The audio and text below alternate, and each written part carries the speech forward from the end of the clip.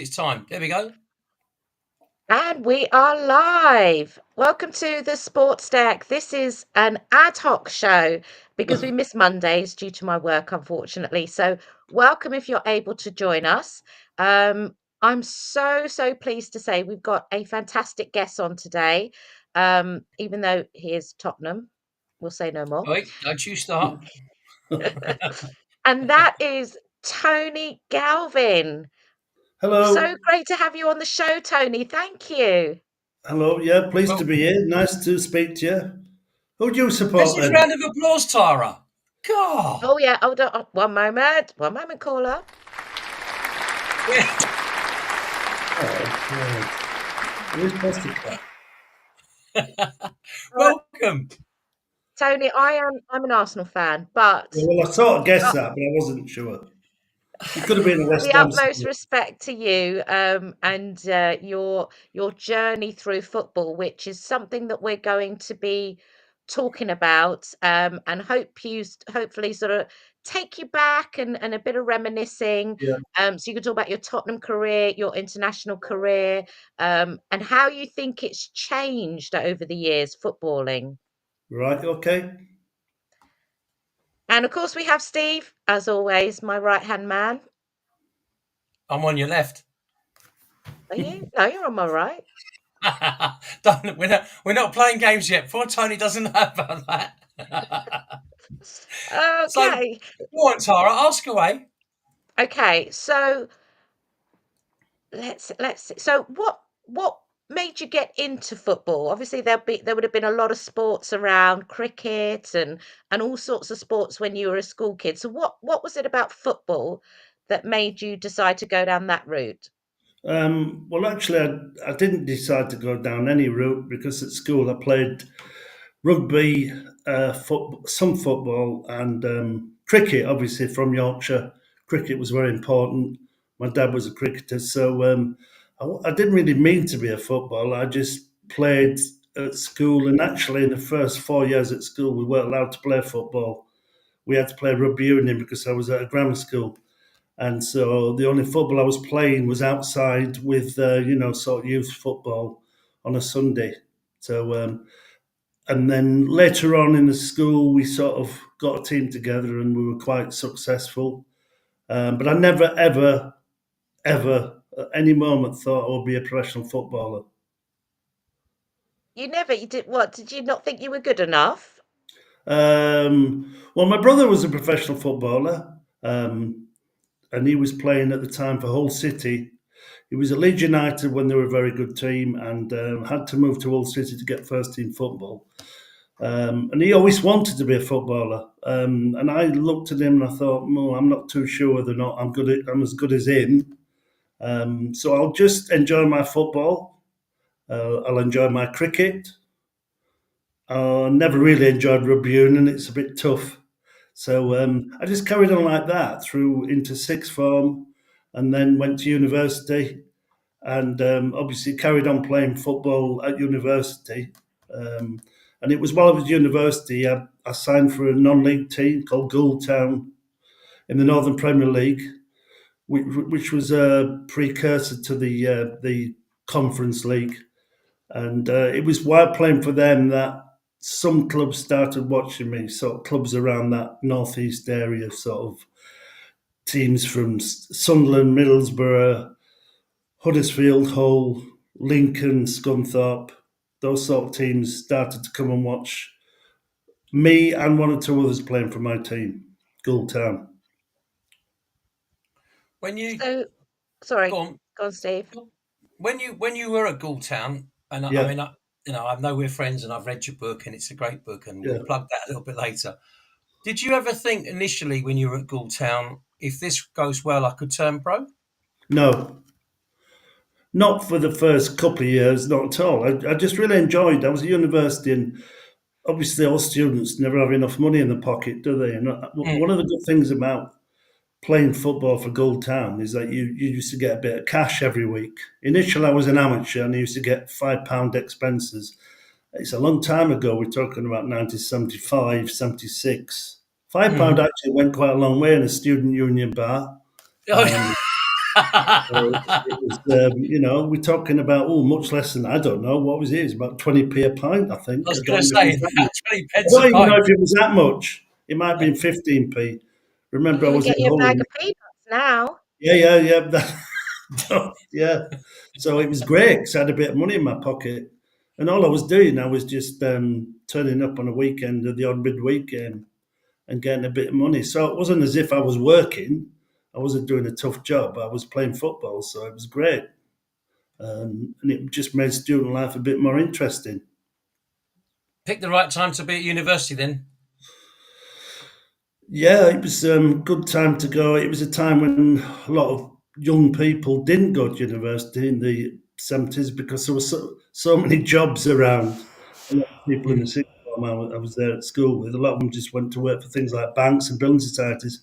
There were loads of jobs. So mm, you didn't really need to go to university to sort of bet yourself.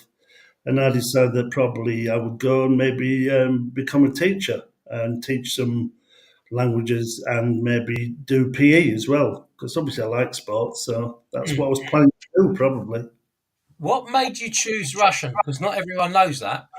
No, we did Russian at school. It was a grammar school in the 70s and the late 60s. A lot of schools, particularly grammar schools, started doing Russian. It was all related to the government wanting young people to study Russian. It was all about the Cold War in those days. They wanted people to come and work maybe for the civil service and just generally sort of raise the profile of the language. And obviously, as you went through much later, it became less important. Now it's probably become important again because of what's happening in Ukraine. Mm. Do you feel, well, that's totally different away from that, Yeah. but do you remember any of your Russian? Well, it's a really good question because occasionally I watch on television, before they start translating. Yeah. I So you pick up some words, but the thing is, when I left university, when I completed my teacher training course, I never ever did anything to do with Russian ever again. So that was 1978, and that was it. That was the end of it, really. I never did anything else because post football, I went into another sort of aspect of education, and it didn't involve any languages. So it was a pity, really. But you can never tell what's going to happen around the corner when you're growing up, can you? You never really know. No, I think that is part of the fun, that you don't know what's coming. Yeah. But I'm just getting asked. A load of people are asking me to try and log on to this at the moment, which is great All because right. I So think there's us three anyway. There's nobody else. That's good. no. Well, Tara's the one with the stats because I don't know what's going on, so So she'll we are she'll be the streaming one. live on YouTube, so we're not on Facebook tonight, just on YouTube. So if they head to the Sports Deck channel, then they can find us on there on YouTube. And if anyone listening in does have any questions for Tony, then please do type them in and we'll put them to Tony. I'm sure he wouldn't mind answering any questions that come forward. No, absolutely not. So No, I've Tony, just how tagged did you somebody end on up this. Pardon? at Tottenham? Right. Okay. Yeah. I was waiting for that question. So so all these clubs are watching me and a couple of other young lads playing in the Goldtown team, and sort of my manager, a bloke called Alan Turner, a lovely bloke, really supportive, said to me one day, it might be just before a game actually, that Tottenham a Tottenham scout has been to watch you play already, and it was somebody who was looking after. I think it was a northeast scout, so he would be looking after Yorkshire, maybe Newcastle, Middlesbrough, up that area, and he'd been to watch me, but only once, I think, and so he just let me know, the manager, and I thought, well, okay, that's good, that's nice to hear. And then I thought, didn't hear much about it for a few weeks. Then I was told that another Tottenham scout was come to watch me in a game. We were playing a place called Buxton, which is in the Peak District, and it was a very, very wintry night. It's high up. I don't know if anybody knows where Buxton is, but it's Yeah, extremely high up, subject to extreme conditions in the Derbyshire. winter. It was a December, Derby- yeah, December. Tara won't know, Tony. One of the funniest things about geography, Tara never knows where anything is. Okay, well, it's in the Peak District, and it's sort of between Sheffield and Manchester. It's that sort of area. And it was snowing, sleeting. Pitch was absolutely awful. You know, a mud heap. And we played the first half. Not a lot happened, and after the game, we drew the game. I think it was 0-0 or 1-0. It was an extremely boring, dull game. Probably about 200 people there, and I was told the Tottenham scout would come, and that was the end of it. I didn't hear anything. The game for a few weeks, and then just out the blue, they made an offer. They said they wanted to sign me. So that's the way football clubs work. They work in mysterious ways. They don't sort of say too much. So they made an offer. So they didn't ask you. Sorry, Tony, to interrupt. Yeah. They didn't ask you to trial. They asked you to sign straight away. No, because by this time I was not an amateur. I was a professional, well, semi-professional. Right. I'd gone from £5 a week to I think about £15 a week, but I was on a contract. So once you're on a contract, that's and obviously I had no problem signing the contract because it meant I earn more money. Yeah. I probably paid about £1.20 tax or something, but I was earning more money, so I was delighted. But obviously, then the club could ask for a transfer fee. And anyway, the point is that they did make an offer of 5,000, and I think there was supposed to be another amount of money once I played so many first team games. But then what I did find out was that the person who'd been to see me at Brookston and didn't stay more than about 45 minutes was Bill Nicholson. Bill was the chief You've scout. heard of him, have you, Tara? Eh? You probably heard him. Yeah. So Bill was the famous manager who won the double in '61. I think I've got that right. With Tottenham, first team to win the double this century. I think it had been done before by Sunderland. Yeah, last century. So first manager to do it. It's really a hard thing to achieve. Anyway. Yeah. So Bill obviously won other cups with Tottenham. He won the UEFA Cup. The Cup won first British manager to win a European trophy, won the Cup Winners' Cup. So anyway, later on, Keith Birkinshaw was the manager, brought him back to be chief scout. So Bill was a person who I later found out would come to watch me play and only stayed for half the game. I think he was worried about getting home back to White Hart Lane where he lived. So obviously he saw enough to tell Keith to make an offer. Keith never watched me play. The manager never saw me play. So it was on Bill's say-so. So I went down and basically signed for Tottenham. And there was no discussion. I was trained to be a teacher, was after drama course.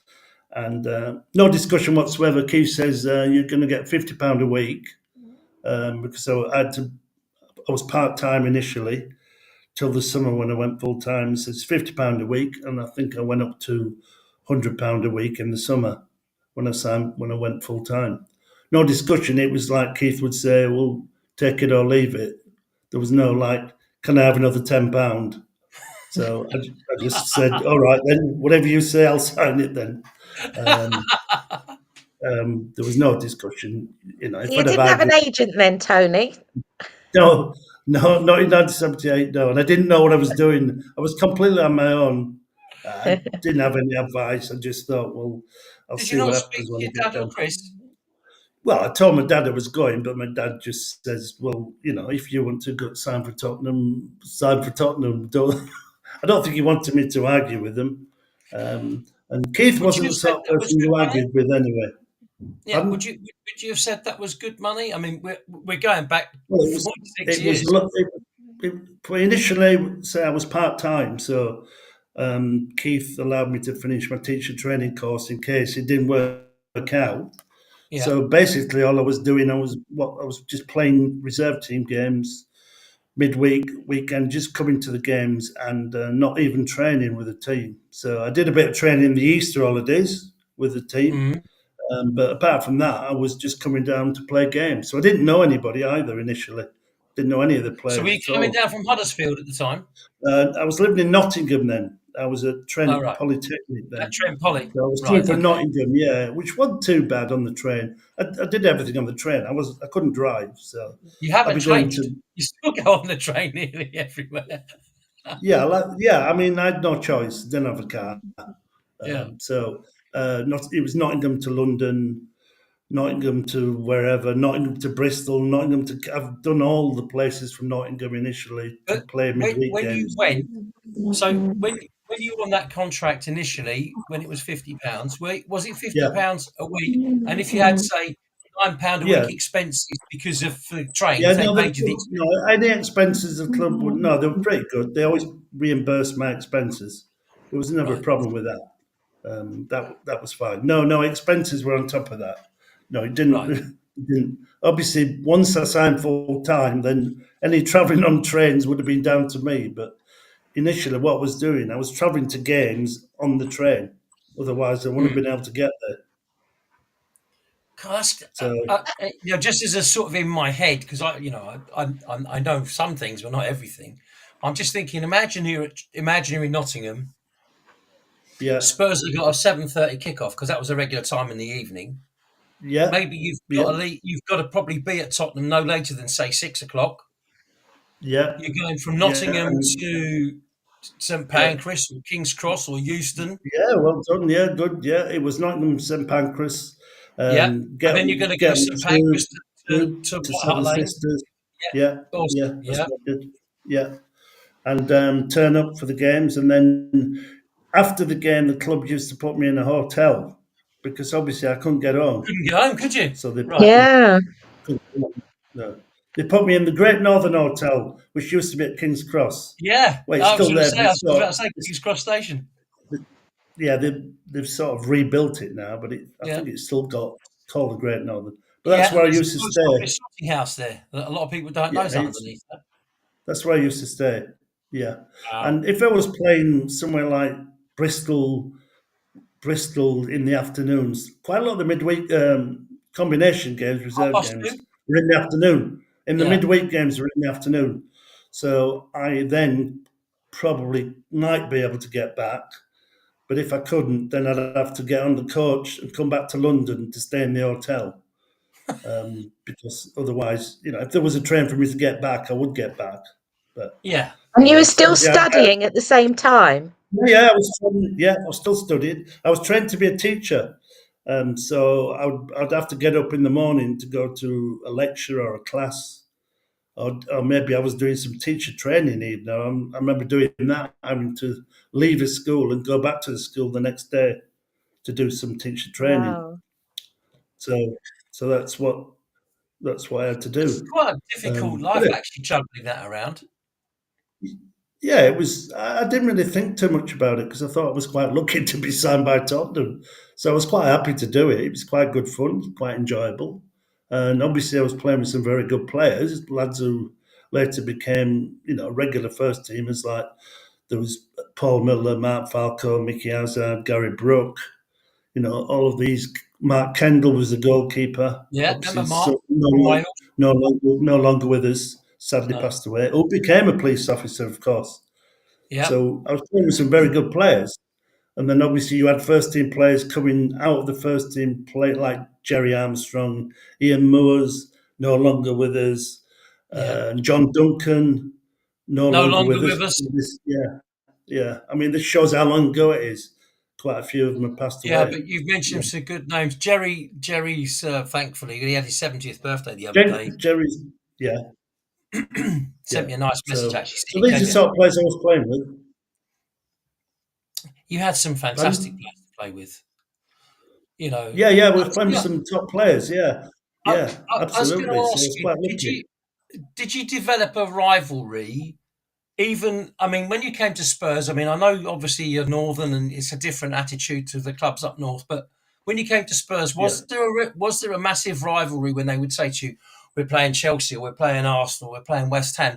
Was there a rivalry then, or were a lot of the players quite good mates with the other guys?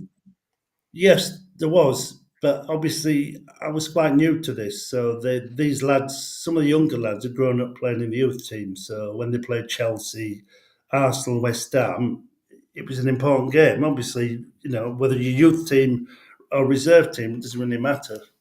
Now they're academy teams, but the principle never changes, does it? Obviously, they're your rivals, so they're important games. I remember playing against Arsenal at home on a Saturday afternoon, and there'd be a really big crowd there. There might be sort of 7 or 8,000 or even 10,000 people there. For the old combination game, the reserve game. Yeah. I went to a few of those. Saturday afternoon games. Yeah, you used to get some big crowds, particularly when you're playing Arsenal, And they Chelsea. just used to open the West Stand up on the bottom bit, didn't they? Yeah, they just opened, one side of the ground, but I mean, Yeah. it's still there. But it was when you were playing on that side, it was actually quite exciting because you were playing in front of a proper crowd. Yeah. I remember once playing against Bristol Rovers. They were in the combination one afternoon, and it was one of the most depressing days of my footballing life. There must have been about 15 people there. And there used to be a dog track. This is at Eastfield, was it? Yeah, there was a dog track. So we're miles away from the crowd, but there was no crowd. It was sad. I don't know what Bristol Rovers were doing in there. It's awful.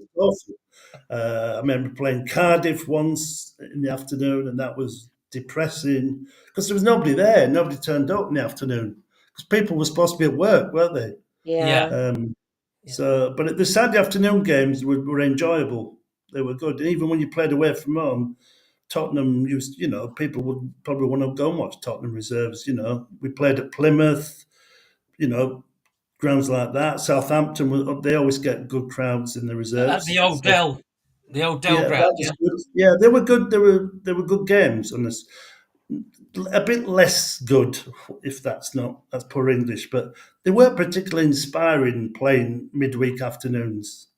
It was quite hard work because you had to generate the excitement within your own team, and That's not always easy. No. Where You're professional football, so where were Plymouth playing, Tony, in those Plymouth days? played in the combination. Played there a couple of times. Played there once in a midweek game, which was an evening kickoff, and once on a Saturday afternoon. But not where they currently are. Yeah, same ground. They haven't moved, have they? Oh, so you played because I've been to Plymouth. It's just quite a way away. It's quite a long way to go. Yeah. They were the teams. It was a ridiculous league in terms of travelling, because as I said, Cardiff were in it, Plymouth were in it, Bristol Rovers were in it, Bristol City were in it. So you were doing quite a lot of travelling. Yeah. Birmingham were in it. Southern half of England. Yeah. And obviously the top half was the Central League. Which wasn't all that central because some of the teams were really in Scotland. And we were quite successful because we won the league a couple of times, the combination. So that was quite a big thing for us. But most of the lads, obviously, who come to the youth team were younger than me. I was 22 by then, so I had a bit of catching up to do. Yeah. Did you find if you were successful in a particular game or a couple of games in the combination, who was managing the combination side in those days? It was Peter Shreve, who obviously later became manager. Peter was a very good coach. He was in charge of the reserves. Yeah, Peter. Would he have said to Keith, that Tony Galvin's had a couple of really good games, I think you should push him? Yeah, of course he would. Yeah, absolutely. Yeah. That's his job. That was his job. How did you find that? How did you feel when maybe he might have put you to one side and said, Tony, I'd like a word with you a minute. I've told Keith I think you should be with the first team next week. And how were you feeling? Peter never really talked to you like that. He would say that no. He would sort of say, things are going well, but what about this? Maybe you could improve. He was always trying to get you to improve, develop. It wasn't about, you're doing well at the moment. It was all about, well, maybe you could do a little bit better or focus on this aspect of your game, or your crossing, or your shooting, or something like that. Peter was very good like that. He was always trying to drive you forward, and he was very good with the younger players as well, as was proven because quite a few of them went through the youth team to play in the first team. So Mm. he A was, lot of them did, didn't yeah, it was quite a few, of course. Yeah, they? I Mickey, mean, yeah, Mickey, Max. Matt Falco, Paul Miller, Stuart Bevan played in the first team. As I say, Mark Kendall played in the first team. Gary O'Reilly. Gary O'Reilly played in the first team. Chris Hewton, of course. Yeah, Chrissy. Chrissy was initially part time. He went on and played in the youth team, and these had all come through the youth team. Yeah, So they Brooksy. were in the reserve. They come from the youth team. Yeah, and Brooksy. Yeah, they all Mark. came through the youth team. Philco, yeah, Yeah, it's actually quite a lot. But I think yeah. not just Tottenham. I think the other clubs as well in London. I think Yeah, in those days, the other clubs were bringing the players because they didn't have the money, did they? They weren't. They couldn't keep signing players. They had to develop the players. They had no choice. They had small squads, and Arsenal would probably have quite a lot of their youth team players playing in the first team. Quite a few of them. when you played against Arsenal, which you must have done, Yeah, of course. at Yeah, Highbury, I assume, because yeah, yes, again, yeah. you'd probably play there rather than London Colney or wherever they were at the time. No, yeah, we occasionally would play a reserve game at Cheshunt towards the end of the season. There might be a reason to protect the first team pitch, Yeah, but it wasn't that common. And I never played anywhere else. When I played at Arsenal, we played at Highbury. when you played against Arsenal, missed that. When you played against Arsenal, who would have been playing shit for out Arsenal? of each other. They kicked shit out of each other. Really, Pardon? seriously, they kicked shit out of each other. It was unbelievable. Yeah, but Yeah, unbelievable. They were so physical, and the referees maybe just gave you a little bit of a leeway because it was combination. But I mean, they were very, very physical games. Very. It was unbelievable. I was quite shocked. I thought it was supposed to be playing lots of nice football. No, they were kicking shit out. The fullback would whack you in the first couple of minutes, and I thought, oh well, this is how it's going to be then. Was that just Chelsea against Arsenal, or was that against all the sort of London clubs? Was the worst. Arsenal one was the worst. It seemed to get all the games seemed to get carried away. There was a couple of incidents, and the game was always quite physical. There was obviously some good football played because obviously Arsenal had good players, but it was normally Maxi will be behind most of it. Paul Miller, he was probably the one who started. no surprise there. Then. Would be So who would have been? Who would have played for Arsenal? Will be them who was playing in that team. So we're talking about late 70s. I mean, David O'Leary was already in the first team. John Devine was already in the first team, I think, then. So I'm trying to think who was in that Arsenal team of the sort of late 70s in the reserves. You need to do your research. Well, I was just wondering in case you knew. I mean, was Steve Walford at Spurs, or had he gone to West? Steve was at Arsenal. Well done. Steve was at Arsenal. Yeah. And he liked to kick. Steve, yeah, he could kick. Yeah, I think Spurs got rid of all the dirty players and sent them to Arsenal. Well, not all of them. They kept one or two back. Yeah, kept one or two back. So Tony, you made your up at the moment. So you made your debut against Man City. What was that like? Yes. For the first time? Awful. We got battered. It was a period, like Steve said, it was a period when the reserves were doing very well. And the first team was struggling. It was like very much an up and down team. The team used to change quite a lot. Could never sort out who was playing up front. There's Chris Jones, Jerry Armstrong. You know, one would play, one would come into the reserves. So he decided to play me and Stuart Bevan against Man City at home. Came out of the blue, and we were rubbish. We weren't very good. We got debatted us, really. I think it was 3-0, but it was like they hammered us. Peter Barnes had a blinder. He played on the wing that day. Peter Barnes was outstanding. They had Mick Shannon, Colin Bell, Hazer Hartford. They had a lot of experienced players. They were too good for us. Too good. And I thought, my God, this is hard. So that was reserves, I played one game. I got sent back in the one game. Got sent back in the reserves. That's the So way it you played was. one game of Spurs, got kicked back in the Yeah, reserves, and thought that was a bit hard. yeah. Mind We you, had a midweek game. We had a yeah, midweek game. you And just Keith just frozen, by says, the way, your picture. Um, "I have." that team that you just mentioned, the Man City side. I mean, Asa Hartford, what a player he was, and a man with a hole in Yeah, he his was a heart. fantastic player. They had a very experienced team, a lot of Mm, experienced players, and they were just too good for us that day and could have won it more easily. It was mm. what they call it, a chastening experience. Yeah, but So I it How made long you think did it realise take you? quite a long way to How long go. did it take you to get back into the first team after Yeah, that game? well, I don't. That would be in my first full season. I didn't play again that season. I started playing towards the end of the season after, so it would be a lot. It would be quite a long time before I got back. It might have been 6 months or maybe nine. Might have been 6 to 9 months before I played my next game. I might have been sub a couple of times or 13th man. That's what I used to do. I used to be 13th man in those days. you That's should how travel on the antiquated bus is and not that. get a game. You used to get extra money if you were 13th man. So you'd share the Oh, bonuses. So you got the 11, the sub, and the 13th man. So it was good to be part of the first team, but you knew you were going to get extra money that week or the end whenever you got paid. So for a young player, it's quite good to be 13th man. mm, But people Sit do on the get injured in coach. the warm up. Yeah, so you'd be around the first team, so it's quite a good experience. Mm. So that happened a few times, but So, in the first game that you played for Spurs, your debut at professional level in Division One, or was that yeah, the against second Man division City of it the season? was.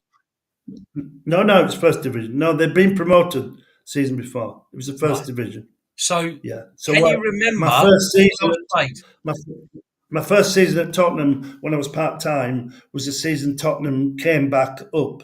Yeah, So they we got went down to promoted that six. season. Yeah, 77, 78. They came correct. back up. Yeah. Yep. With which two So other sides? Do you remember? I'd have said Southampton and somebody else. Southampton and the two who won it. Spurs didn't win it, did they? They No. didn't win the league. Was it Southampton and somebody Southampton else? played Spurs the last game of the season, Yeah, and they drew, didn't they? 0-0 at the Dell, Yeah, and Tony Funnell yeah, hit the post with about 4 minutes to go. And I remember thinking, we're getting away with murder here. And we got promoted. Well, I think we deserved it, if I'm honest with you. But yeah. Bolton won the league. Bolton. Well, all right. Bolton. But we Right. wouldn't have gone up if it had been on the 3 point system because we won games, but we lost. We drew Yeah, too many and didn't win as many as other teams. But yeah. hey ho, those are the rules. So you're in '79. You got your debut, and Stuart Bevan played. Now, I seem to recall I was at that game. I've got to be honest, but I'm struggling to remember who was in goals and I can't even remember who was in the team to be honest, other than Stevie Well, P. yeah, Stevie would have been playing. John Pratt. Yeah, Uh, Goalie would be Barry Daines, I guess. think so. Then it was it was before Melia came, so Yep, Barry Daines was in goals. Up front, probably Chris Jones and Jerry Armstrong, but I'm not sure. think so. Um, I think Don you could. McAllister played. Don Yeah, played yeah, definitely. yeah. I think Don played right back. Oh, And was Stephen he came up midfield? against Peter Barnes, who on his day was as good as anybody, Yeah, but he had days when he was unplayable, and this was one of those days. yeah, He mixed up with John Barnes, obviously. He came later. yeah, and different shade. Yeah, but just there were different players as well. But Peter Barnes loved the dribble and just dribble and dribble, whereas John obviously would dribble, but a very good crosser of the ball. Yeah, and he scored some decent goals in And his scored time as some well. very good goals. Yeah. Yeah, yeah, So definitely scored some good yeah, ones. I think So very. Peter Tony, Barnes. when you were playing at Tottenham, was your brother still Yeah. playing at Hull?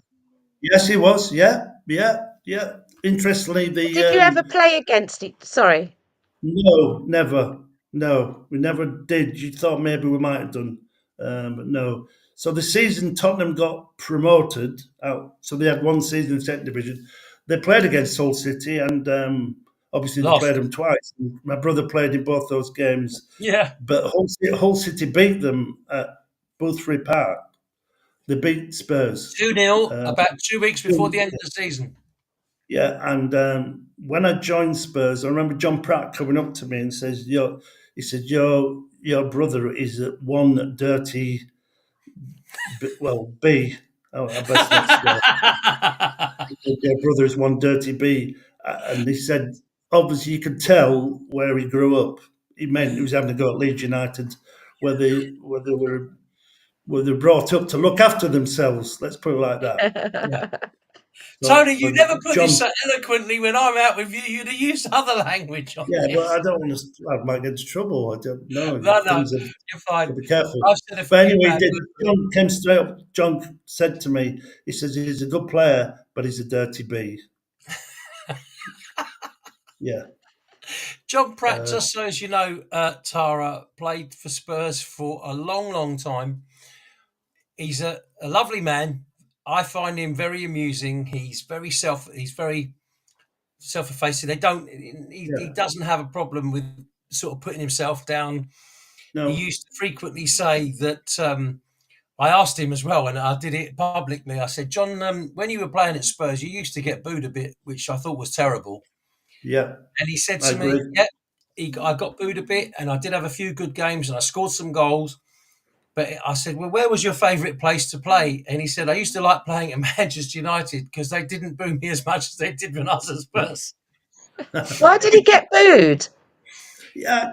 Well, I don't know, but it was one of those players that the manager would always pick him. He got picked in an awful lot of games. He played a lot of games. I don't know. Steve will know.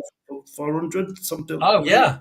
Yeah. I think he's about 430 games. The manager used to pick him. He was one of those players the manager could see the value of him to the team because he complemented other players. Yeah. You know, he could win the ball. He could get forward. He's a good runner.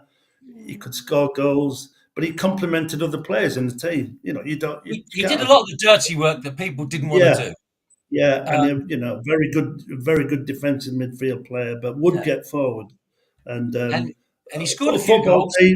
All football teams of every era have to have players who complement each other. You can't have sort of everybody playing the same way. Everybody wants to dribble, or everybody wants to run with the ball, or nobody likes to tackle. You know, you've got to have people with different skills and abilities.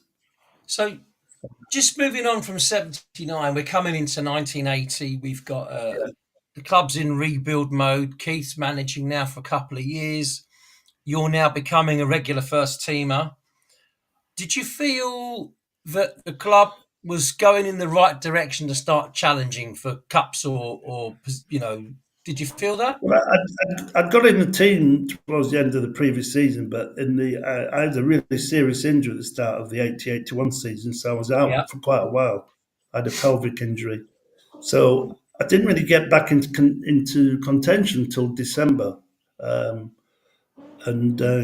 Gary Brooke initially was a player who came out of the reserves to get in the first team, but you could sense that obviously Steve Archibald and Garth Crooks had made a massive difference to the first team.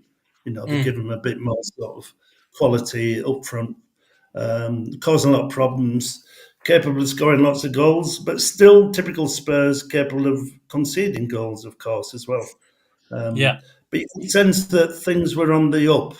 They had some top quality players. Keith had built a good squad. So you sense that if you got in the team... we had two world-class ones in midfield, Tony, and then we haven't even mentioned them. No. Well, that makes a change, doesn't it? Not to mention Ozzy and... Yeah. So obviously Ozzy had been there since 78. And Ricky. So you could sense that they had a good squad of players. But I think Steve Archibald and Garth Crooks made a massive difference when they joined the club. They really did.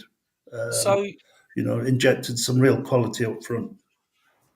I mean, as you know, I went to every game for God knows how many years in those days. And home and away, I would travel to probably 10 away games a season. I couldn't do them all because I was working as well. But the team, for me, when I was watching it, there was excitement. It was vibrant. And you're quite right. You look like we could always score a goal, but we definitely had that devil in us. We were always going to let one in as well. Yeah, Um, yeah, yeah, but as a cup side, and that's why we couldn't really do particularly well in the league for a few years. But as a cup side, on our day, I think we were unplayable. I always said that. Till we yeah. I played. mean, obviously, some days, you've got Glenn and Ozzy in midfield. Two world class players. On the day, we're incredible, almost Mm, unplayable. yeah, Ozzy was incredibly consistent. Glenn might have one or two days when he wasn't sort of on it, but most days he could thread a pass as good as anybody in the world. yeah. So obviously we had good attacking players, very good. But sometimes it was all about the balance wasn't necessarily right, and we did lose games that we should never have lost. But on our day, we could match anybody without a doubt. So going But back to 80-81, so I think December and 8. I think you came back in yeah, December 80. If I remember rightly. I think it yeah, was just before we played West yeah. Ham. I played my first sort of appearance in the first team was QPR away, which was the third round. I came on the That bench. was January. That was January. Yeah, I Yeah, yeah. played. I played. I was at that I've game. been in some squads, but I hadn't sort of featured. Ricky came off in that game, I think, because Yeah. Zumi was injured, and then obviously I just stayed in the team. Played in this replay which we won. Wasn't QPR it away, 2-2, wasn't it? we drew away from them. I'm not sure what the score was, but we didn't play very well. No. You know, I went to didn't play QPR well lot, in the but I first can't remember. I have to say, away. my getting Didn't old play now. well. So, Yeah, but so didn't play going, well at all. so going forwards with the cup in 81. Was Yeah, there a feeling within the team that the way the draws went as well? I mean, we had quite a nice set of draws in that as well, if I yeah, remember. yeah. No, but remember, Spurs had not really done a lot in previous, quite a few years. They haven't really Yeah, done very little. So I think there was probably a sense that, try and be grounded and just sort of try and take it one round at a time. And obviously then try and prove in the league as well. Because the league form wasn't very good, very no, up and down. We'd have some good games in the league, but then some awful games. So just trying to be a bit more consistent as a team. And maybe it'd be a bit more difficult to beat, um, um, so which we became. progressing through those rounds, Tony, we're now sort of round 4, round 5. I think we got Exeter at Yeah, home, if I remember right, in the quarter final, yeah, which was a bit unheard of for a Division 4 team to be, yeah, playing in a yeah, quarter final of the FA Cup. I know we won it very late on in the game, but yeah, we're now sitting there with the semi final. We've got to go up to Hillsborough, semi yeah, final against Wolves. You're playing. How did you feel? Because I know what it was like the week after when we played the replay, but how did you feel yeah.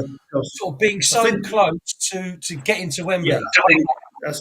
that's a good point. I think when I didn't really sort of give it too much thought. I don't think that I presume the team didn't really give it until once you got to the semi-final. Then I think then the nerves start to kick in because Spurs, I say, hadn't done a lot for such a long time, 8 years? and then the nerves. Then it becomes a bit nervy. Then it becomes a massive game. Obviously, the place was absolutely packed. Um, So it's a really important game. We played Wolves, who were a very sort of another team that were very up and down, but had some very good players. Mm. Um, it just felt like a really big game, which obviously is. It's a semi final, and And not too we far from played where you're well. born. No, I'm from Huddersfield, so we played well. I had some people there.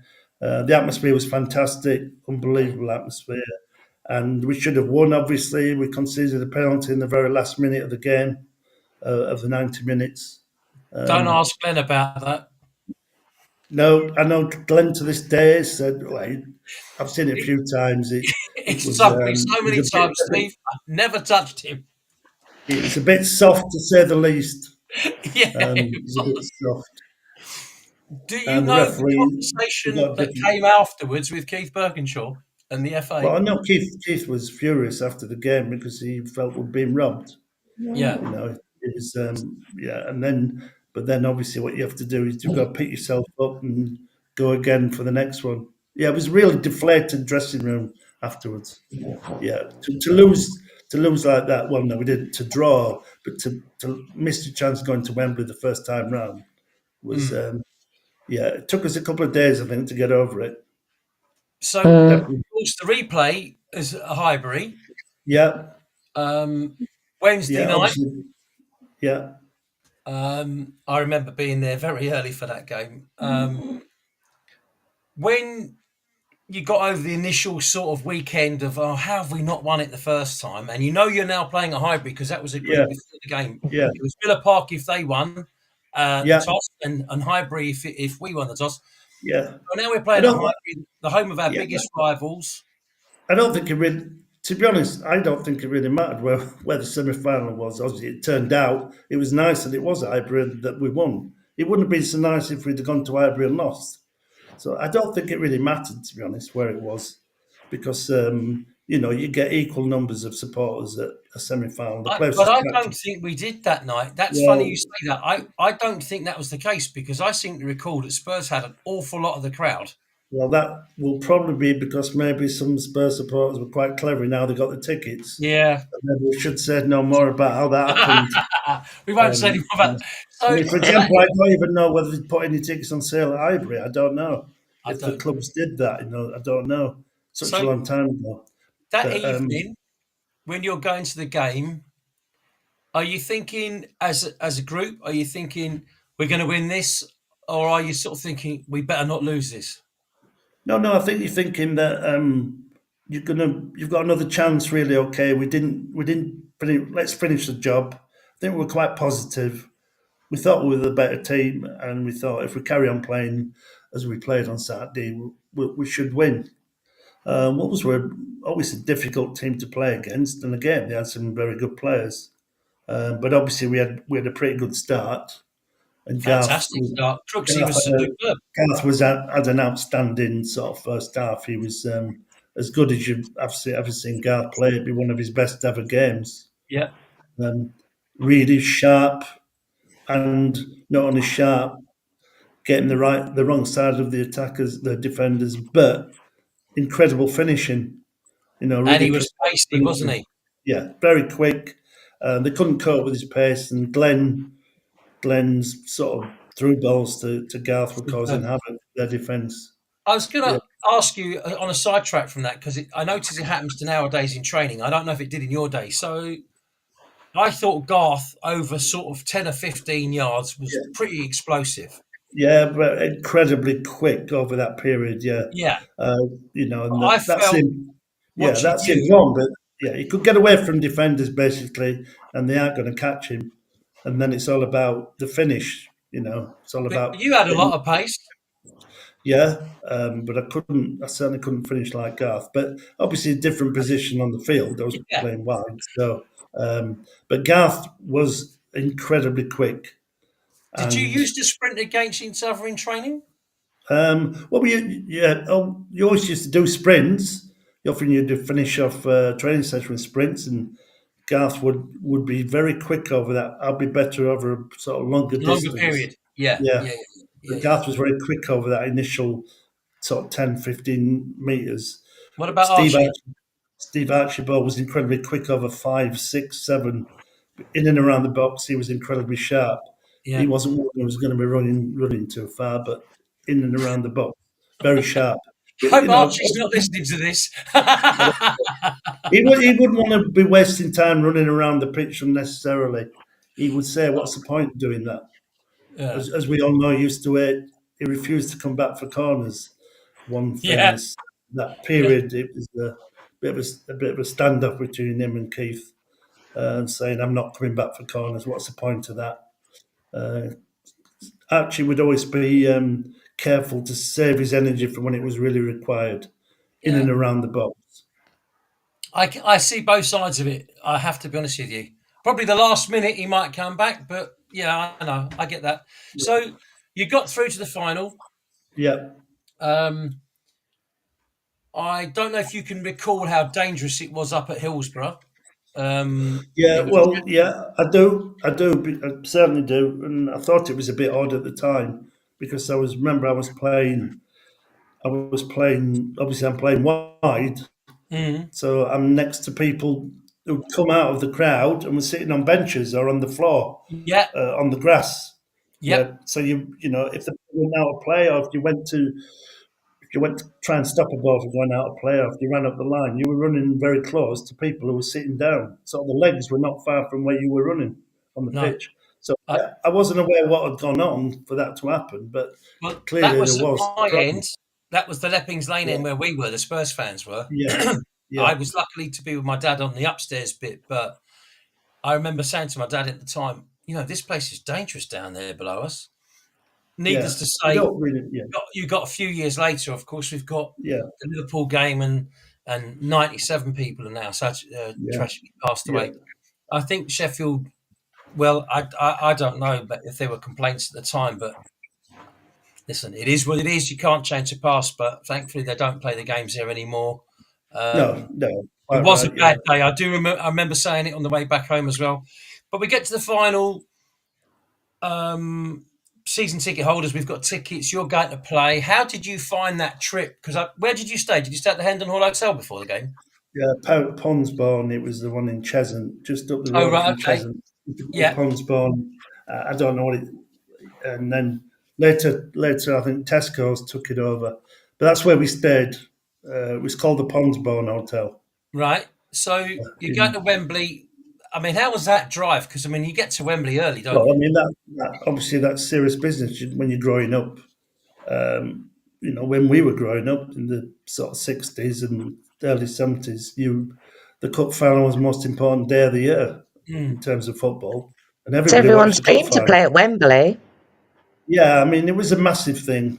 It's difficult to explain to people now, young people, particularly young supporters, because they're obviously just see the Premier League as being, the be all and end all. But in those days, it wasn't. The FA Cup was massive, Mm. and it was such a big thing. You were playing in front of 100,000 people, which was a crowd in those days, and Wembley was iconic. It was falling down a bit, but it just created a fantastic atmosphere. And it was yeah, it was extremely nerve wracking. It was you'd reached an FA Cup final. That was massive to play in that. So I'm going back sort of as we are in time. I'm sure you can recall it, and Tara, you may have seen it as well. They used to have all the quizzes and all the questions and all the stuff on the Yeah, TV in the morning. And I imagine you must have left the Ponsbourne probably around about 12 o'clock ish or something like that. yeah, You're going to meet the Queen. Um, you've probably been told you've got this to do and this to do and this to do, and you can't say this and you can't say that, and you have to and you've got to walk out on the pitch a long time beforehand and save the atmosphere. yeah, Walking up the absolutely. Yeah. tunnel. I mean, I heard from friends of mine who've walked up the tunnel that they said that you can't see anything until you get right to the top. No, no, I didn't. I sort of wasn't really aware of that. Actually, we went out on the pitch before, but obviously it wasn't full. We're going out on the pitch maybe an hour before the game or an hour and a Mm, quarter to walk around. You've obviously got your new suits you're all wearing, and yep. so you just have a wander around. You're just really looking around. You're not really getting the true picture before the game. But when actually it comes sort of 10 to 3, whatever it is, 5 to no, I don't know, whatever it is. Quarter, When you quarter walk three. up that Yeah, 4 to 3, right, when you walk up that incline, yeah. you actually think there's nobody in the ground. You think there's nobody there. It's incredible. You don't hear it. You don't really hear the noise either. It's only until you get near the top of the incline that you can hear the noise. And then, Wow. obviously, when you reach the top of the incline, it's unbelievable, and that makes you tingle. That makes you it makes you nervous, but it makes you sort of, my goodness, this is it. This is what it's all about. I'm now playing at Wembley Stadium in front of 100,000 people. But it's I'd have run off amazing to the that loo again, knowing me. I'd have had to go straight back to the loo. it really does. It really does. When you get just towards the top, it really does hit you, and it makes you tingle. And obviously, you get a bit edgy and a bit nervous, thinking, "My goodness, look at that!" It is. And maybe one or two of them have played at Wembley before, but obviously, quite a few of us had not played at Wembley. Well, Glenn had, So, because obviously he'd have played for England. yeah, and Stevie Perrin would have played. Yeah.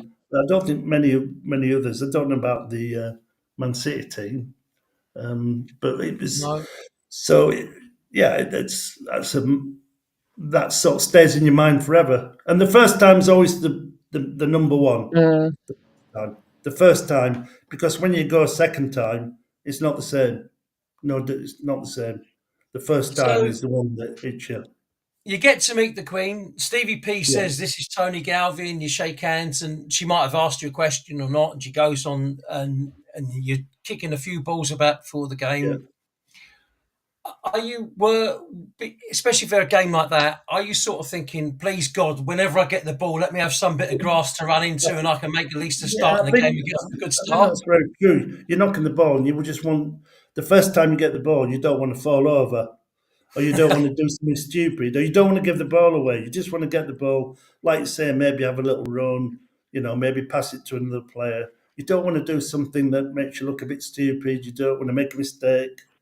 Yeah, Um, so that's really what. So I'm sure I'm not alone there. I'm sure everybody feels the same way. Get a couple of absolutely. touches, get into the game, maybe have a little run with the ball. But obviously, what is slightly unusual at Wembley is that obviously there was a bit of space between you and the crowd. Mm. That was something that isn't really evident till you're out there. You actually there's 100,000 people, but you can sort of occasionally hear individual shouts because they're sort of far away. It's a bit weird that you don't get a loud Well, the cacophony of dog track noise. was round there, wasn't there? Yeah, In yeah. those And days, it's, you had the dog track up between the we're talking players. about 10 yards of space. I don't know, something like that. Yeah, yeah. So that was a bit. That was a bit odd, but you soon get used to it. You realise that then you just get into the game, and then it does just become another game. So Uh, whilst you're playing, obviously we're watching, but whilst you're playing, because never to play in a game at that level, but um, is there a point when you're thinking, God, this is hard going, or we're not really on it today, or yeah. I didn't feel like that so much in the first half, but because I think it was fairly even. But yeah, obviously they did get the goal, but I just thought that everything felt would be all right.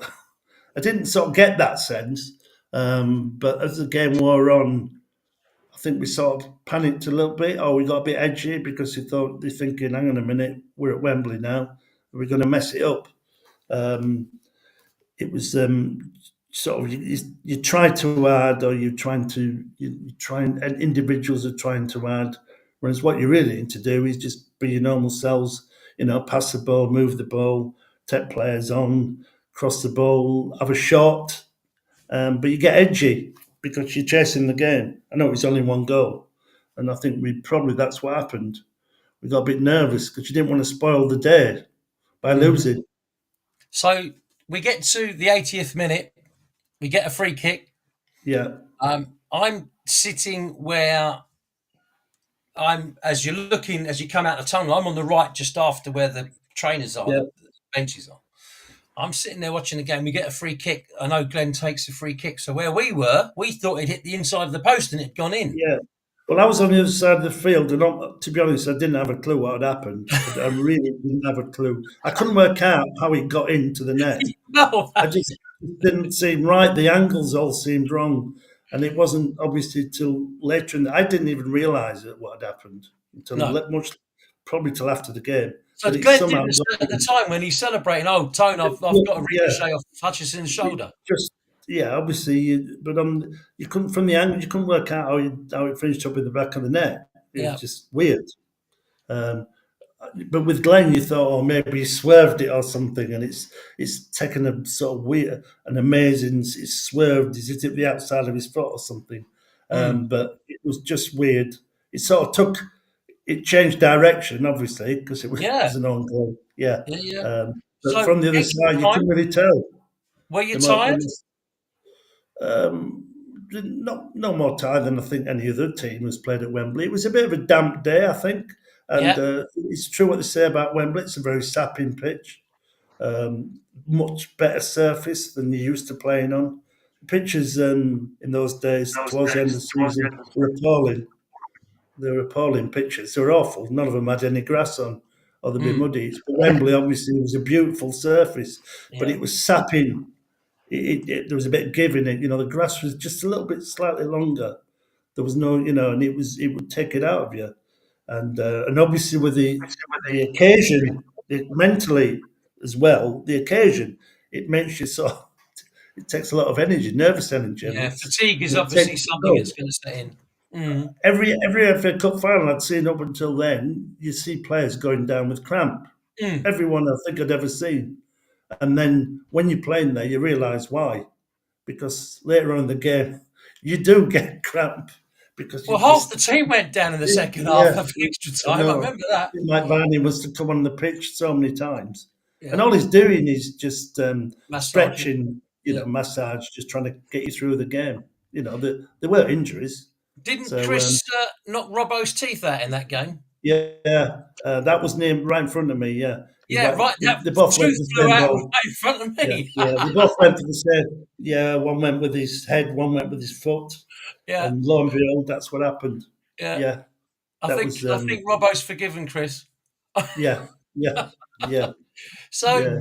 we get to the end of the game where you're feeling delighted that we got out of it, disappointed that we hadn't won it, or sort of, well, we had a bit of a go. We weren't at our best. We'd be seeing you again in a few days' time. How were you Yeah, feeling? obviously, when you're in the game, you don't have you're not objective about it. You just think, well, maybe we did quite well to come out with a draw.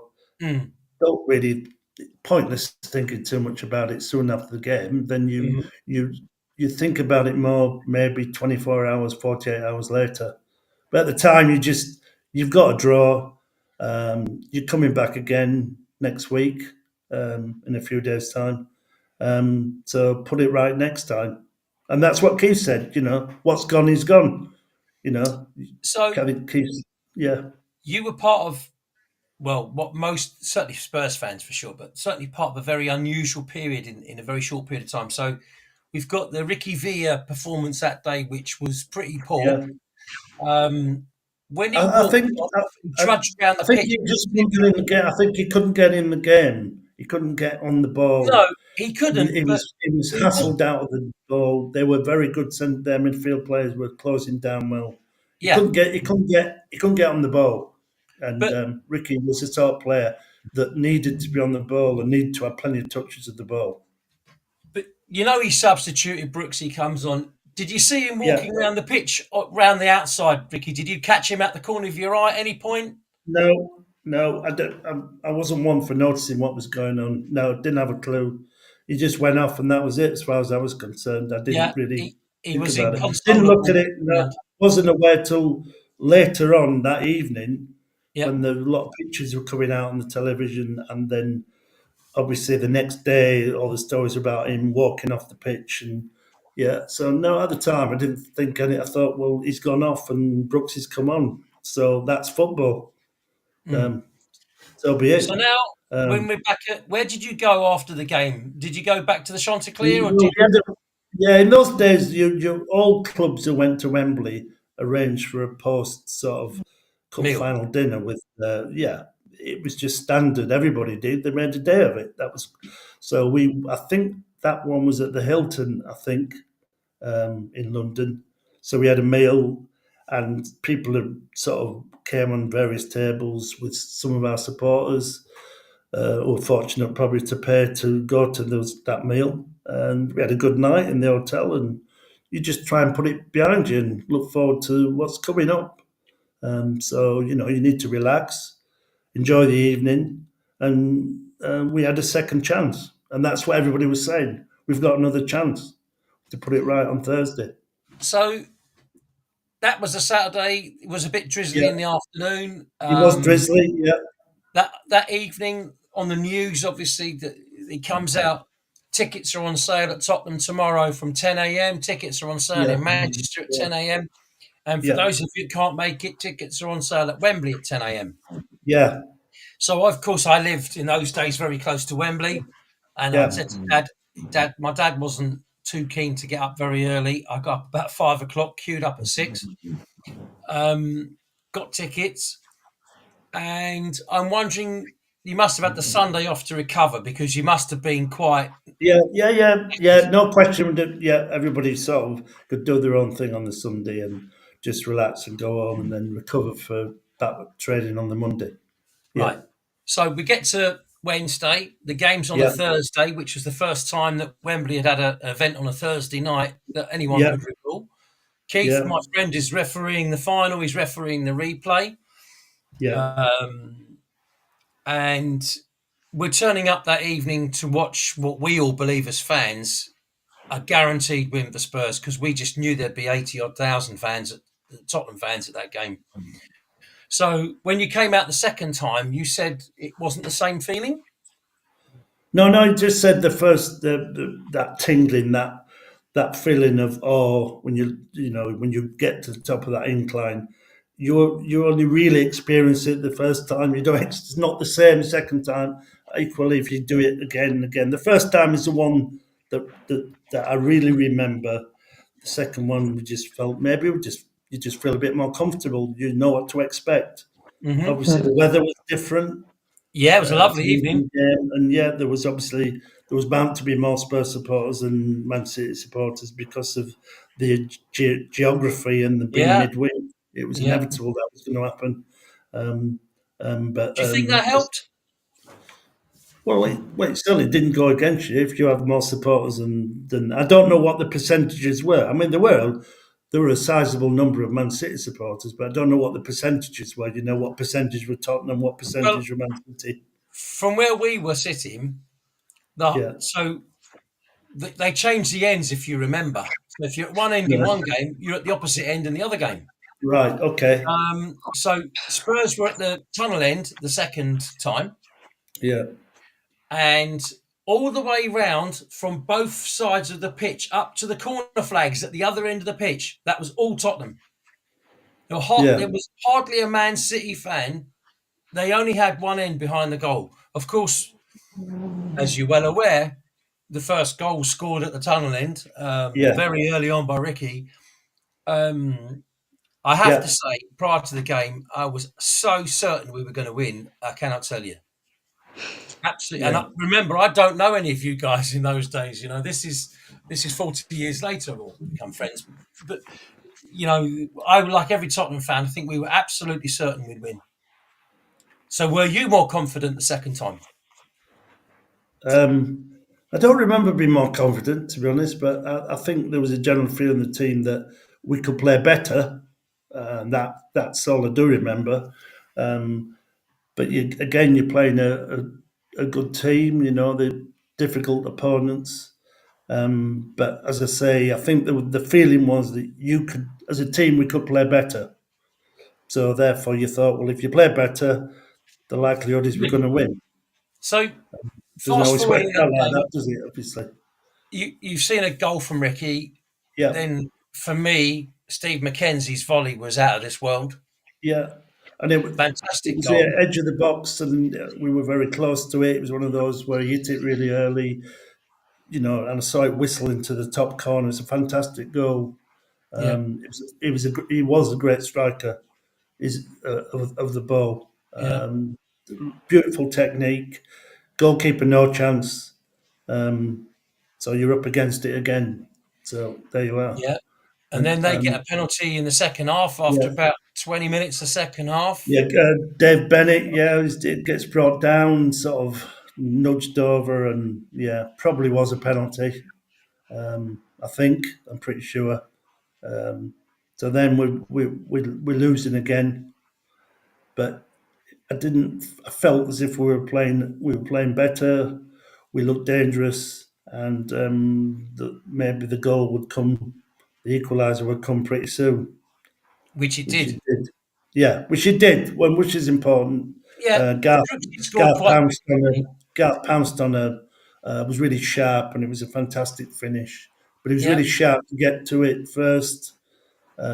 Equalised, great goal, got back in the game, and then these sort of you felt the momentum had come with us. So We were going to go for it. there's about 10 minutes left. It's 2-2. The game's as a fan, you can see the game starting to get stretched. Yeah, of course. Because I think at that stage both teams are trying to win the game. Nobody's thinking about anything else other than trying to win the game. And then Um, there's a clearance. yeah, And then some young fella that I recognise with dark hair, shin pads down by his ankles, socks yeah. rolled around his boots, went on a bit of a mazy run.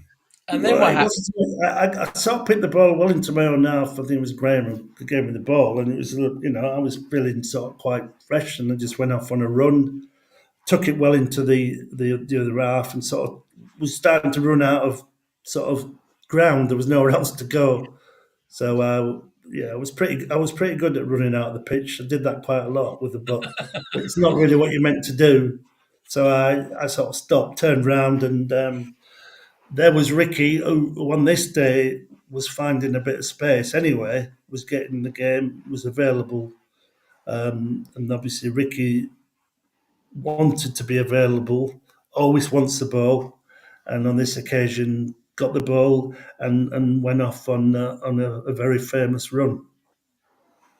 So when you passed him the ball, at any point just when you passed it to him, because it's regarded as the greatest assist in the FA Cup final history of FA Cup finals. So It's but it always comes up as the greatest goal. But when you see the goal, obviously, people watch the goal and said, "You passed him the ball," and I said, "But we don't see you. We see the ball going to him. We don't even see who's passed it because often the goals is shown with Ricky receiving the ball. Doesn't show what went on before. doesn't show you the 60-yard run you did before you No, got no, there. no, no. And then obviously Ricky goes off, and then at that stage I thought, well, he's probably going to sort of maybe try and beat somebody and pass the ball to one of the other lads, whatever player 1-2. But Ricky didn't do that. Ricky was capable of doing the unexpected and he liked taking players on. And I think once he got into a rhythm of going past one player, he then thought, well, I'm going to keep doing this until I get as near the goal. But he kept on going back on himself and going back on himself. And I think we all thought he should have had a shot earlier. But in his wisdom, he decided not to. And it was a very amazing dribble. It was an incredible dribble. Quite rarely the greatest goal ever scored, I would say, in an FA Cup final. Certainly in the top three, I would think. So Um, when that goes in, that split second, because a lot of the lads raced after him and couldn't catch hold yeah, of him, obviously, yeah. I think Ricky's yeah, emotions all shot out. I mean, I've asked Ricky about the goal a few times, and he said that I used to practice at home in Argentina because we had yeah, lots of trees in the garden. I used to have a football and dribble yeah, around the trees, and that's exactly how he said the trees were positioned. yeah, yeah. The tree. Yeah, I've heard him tell that story about the trees. Yeah. And Ricky was a very good runner with the ball, but a dribbler with the ball as opposed to covering lots of. But he liked going past players, and the Mm. ball was almost sort of like like a Maradona and a Messi. They're very good keeping the ball close to your feet. Yeah. So the ball's always near your feet. You don't allow anybody to get near you. So Ricky was very good at that. Excellent first touch. Keep the ball close to your feet, and do the mazes. Sell a dummy. Go one way, go the other. Go right, go left, go right, go left, go right. Whatever. It was go right, go left, go right, go left, go right. So he just loved running with the ball, taking people on. That was his game. So you must have been excited because there's only a few minutes to go to the end of the game. Yeah, then you're just Alisson shot, thinking, if you yeah, remember that. you also realise you've just seen, a fantastic goal. and you just feel that maybe there's what they say about the gods are with you, that the game has swung in your direction. If we're losing now, we want our asses kicking. So it was that's how it felt. You know there was no way you were going to lose. You So were going to die saving up, keeping on to that 3-2 scoreline.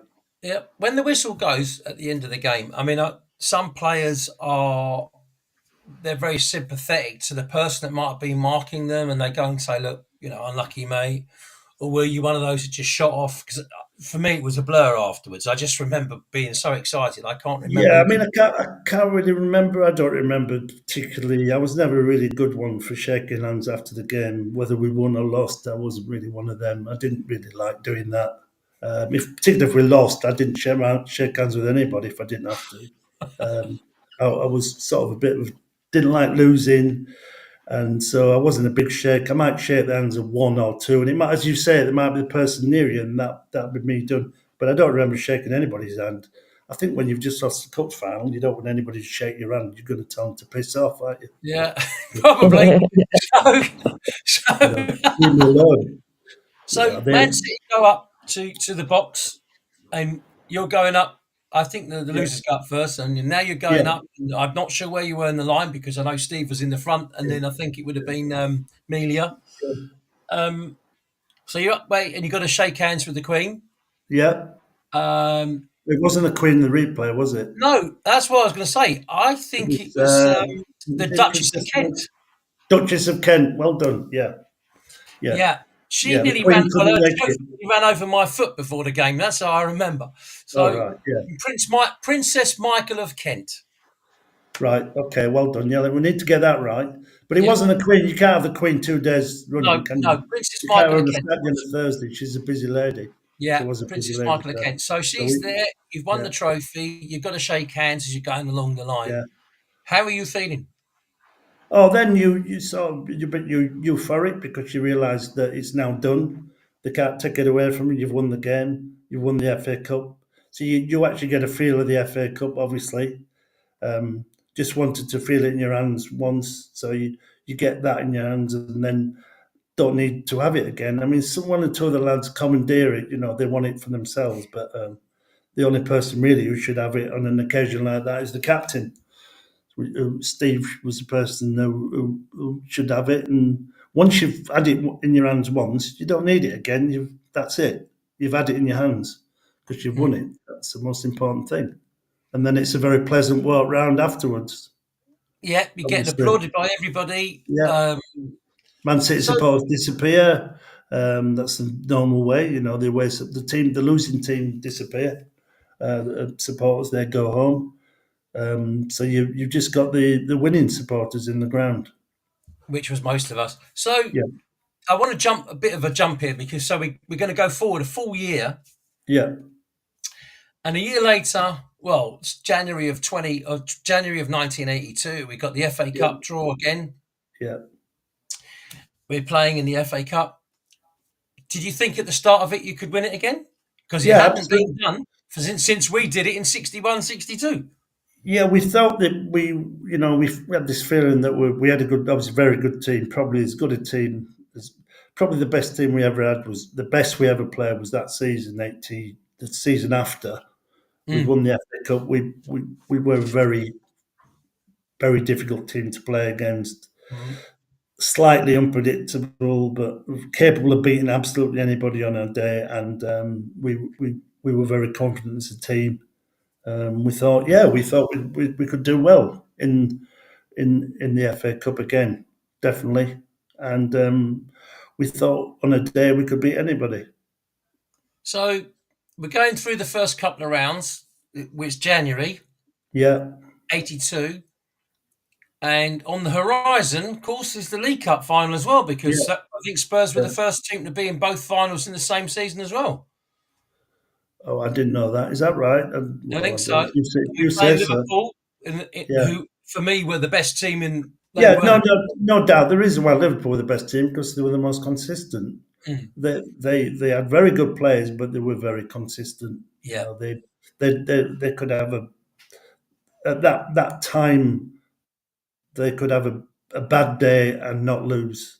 remember in those days, if you got a point, Yeah, you only got 2 points for a win. yeah, They could have a really bad day and draw. yeah. Because they would nick a goal. Someone like Ian Rush would nick a goal. They were very, very difficult to beat, Liverpool. Very So, difficult. well, as we found out, because we're a goal up with a couple of minutes to Yeah, go. Archie yeah, was. and I asked Archie you about know, that. He should have scored, shouldn't he? probably, probably.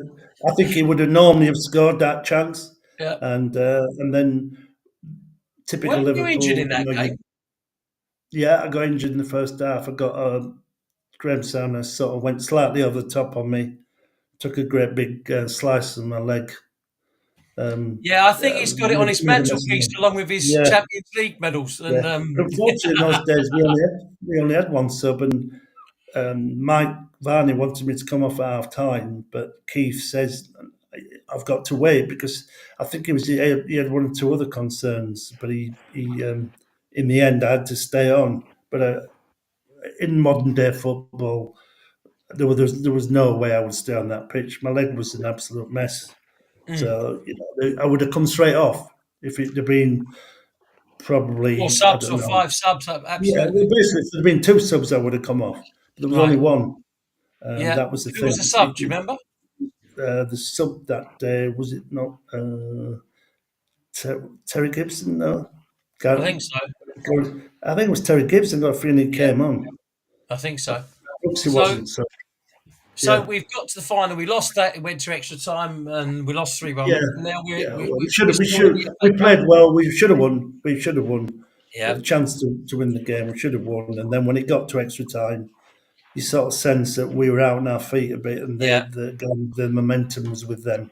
yeah, And we sort of folded. They got stronger, and we sort of folded in extra Yeah. time. But it was a missed opportunity. Yeah, that's one Yeah. that when you look back, you get very disappointed. I think that was a game we should have won. So we're progressing in the FA Cup, Yeah, and we got to semi-final. And I know I've told you this story. Obviously, I remember that was the only time I've ever gone in my life to a game of football on a bus. And the game was postponed by about 20 minutes because of the chaos in Birmingham. yeah. Playing Watford, game over after about 20 minutes, 25 minutes. No, the semi-final was Leicester. You're talking about 87. Leicester, 82. Sorry, 82's that. Yeah. I've jumped 5 years, haven't I? Jumped to Watford, 87. Yeah. So we got Leicester. Yeah. So how did you feel in the semi-final for that game? Oh, I think we were very confident. I think we were very confident that Leicester obviously had a good team. I think did Gary Lineker play up front, and Alan Smith and Gary Lineker were playing up front. Yeah. Young players. I think I've got that right. I think they played up front, but they were quite young at the time, so we were confident that we could win that game, and we were the better team. They gave us a difficult game. We had a fortunate own goal that they scored, which was a bit of an unusual one. He sort of chipped it over the goalkeeper which was a bit of a strain. I think he tried to pass the ball. Yeah. The midfield player tried to pass the ball back, and it sort of probably came off his shin, and it went straight over the goalkeeper's head. But I think we were winning by then anyway. So yeah, we were the better team. Absolutely. So going to the final, QPR. Yeah. Big boost. Clive Allen's not playing for QPR. Injured. Yeah, they've done well. They've surprised. They've beaten the first division team in the semi-final. I can't remember who they beat in the semi-final, but they were a second division team. Yeah. And got through to the final. But so obviously, you got a difficult Was it West game. Brom? They beat West Brom. Yeah, I've got a feeling it might be in West Brom. Yeah, because obviously they were quite strong at that time. Yeah, I think so. So, but obviously, we'd had a long, hard season with a lot of injuries, and we'd obviously been in the semi-final, the Cup Winners' Cup, where we sort of got diddled out of it by Barcelona. Yeah, well, we all know we haven't even discussed that what happened with that referee in that game, but that's another So what I'm saying is it's a end of a long season, and in those days you didn't have big squads, so players were playing with injuries.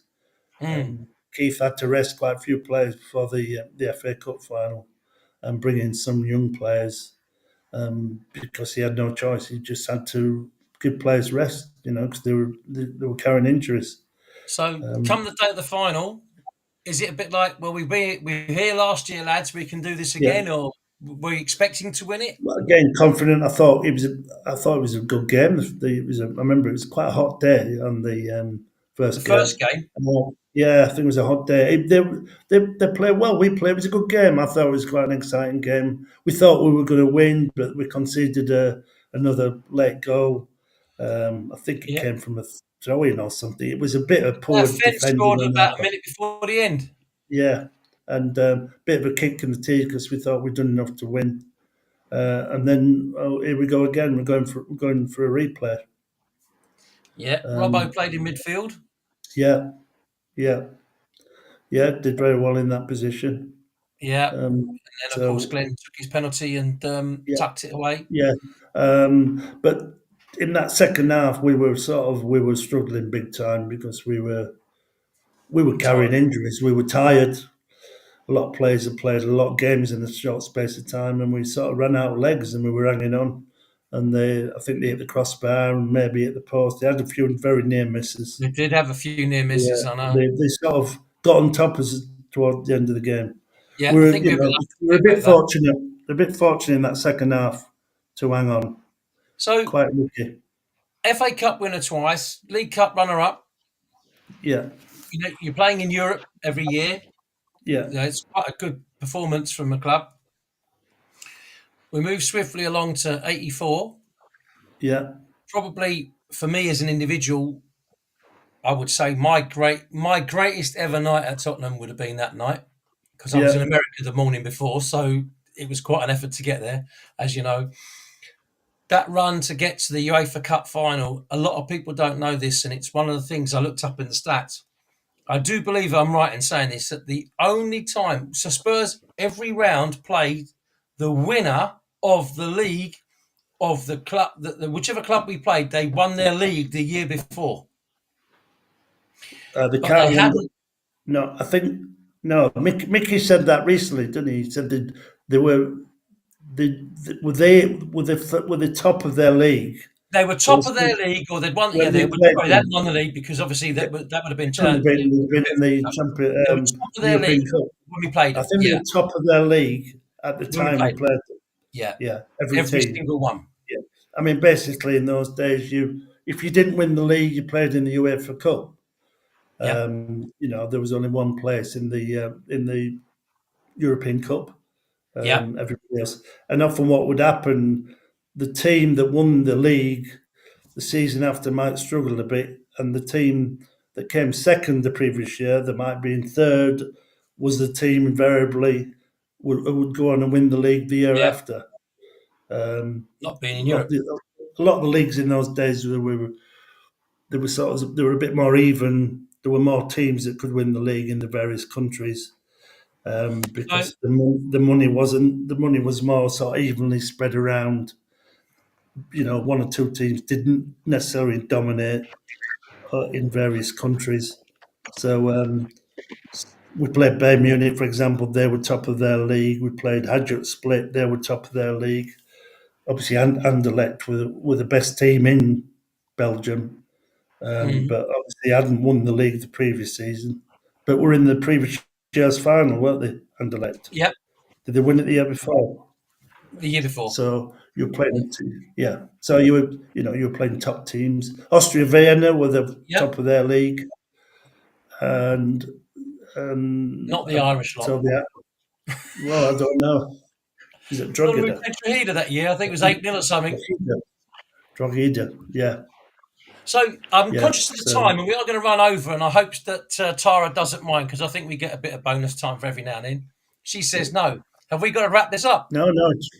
I said I don't mind. No, she's got mine. To do. So moving a little bit along, you've got to the UEFA Cup final. I've been. Kevin's just sent me a message. I'm just getting around to Kevin. So Kevin Wood has sent me a message. I did actually say, you had the greatest assist for an FA Cup goal. I'm just getting around to his question, which I will do for him in a minute to you. So we're playing in the UEFA Cup final. I know that we've had some brilliant evenings at Tottenham. I'd like to ask you, because I'm sure that other people who are watching this would have done it, what was your favourite game at Tottenham? And Yeah, which I mean, game did you think was the best well, performance of no, Spurs? without a shadow of a doubt, the game that stands in my mind more than any other game would be the final, because of what it meant, and obviously you're playing at home, and the ground's full of your supporters, and only a few thousand away supporters. So obviously it's very, very special to anybody who was there. Yeah, But the best performance would be when we played Feyenoord in that sort of that run, when I think we Glenn had probably one of the best games I've ever seen anybody have in any team. He was absolutely magnificent, particularly in the first half. And so, but obviously the final was special because it's in front of your own supporters, and you don't get, as a football supporter, you don't get too many nights like that where you win a European trophy in no, front that's another at record home. Spurs have got, Tony. Yeah. The only team to win two European trophies at their own ground. No one else has done it. Oh, I didn't know that. You did, but I mean, 72? I don't. But the UEFA Cup in those days was played over two legs, wasn't it? Yes, but we won both of the finals in 72. Yeah, but you'd have And thought that maybe another team would have done it. You'd have thought no, maybe another team would have done it. no, they didn't do But it. yeah, I mean, We yeah, were the only did one that did against it. Wolves, did against Wolves, did against And Wolves, did against Anderlecht. Obviously, the Anderlecht game went to penalty. It was a bit nervy, but yeah, some people want to remember it even more for Tony Parks making that save yeah, after Danny Thomas had missed a penalty. So it was all just all round a very, very special night. And the supporters who were there that night always say that it's the best night of their life yeah. Uh, as a I've, Tottenham I've said it supporter. to you. I've said it Yeah, when we've done some of the events we've done. For yeah, me, was just the most immense. yeah. And of course, walking around Tottenham for 2 hours afterwards because I couldn't Yeah, remember where absolutely. I And parked the the great, car. yeah, the high road, the high But, road was I mean, I've unbelievable. never seen so many people on the high road. It was No. incredible. Happy We faces. came out the It was best. just Yeah, amazing. yeah, So, yeah.